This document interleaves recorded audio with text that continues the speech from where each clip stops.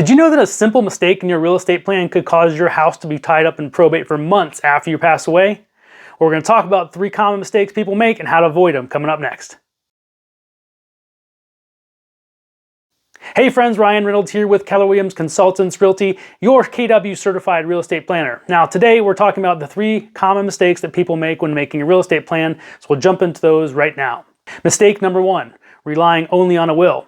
Now, a will is a legal document drafted by an attorney that conveys your wishes after you pass away.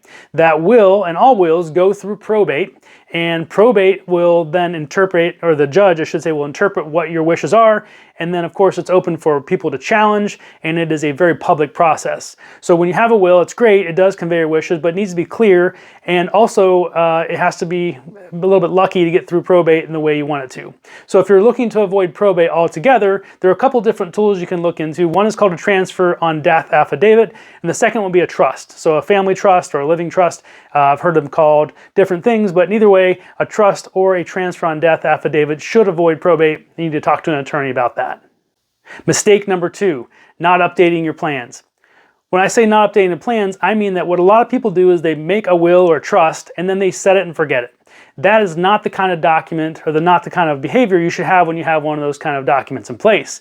Because of life changes with deaths and divorces and new babies being born and maybe just change of what you want to have happen, you need to be looking at your will or your trust probably at least every 1 to 2 years to make the updates that are necessary, and that way you can ensure that your wishes are carried out after you pass. Mistake number 3, leaving vague instructions.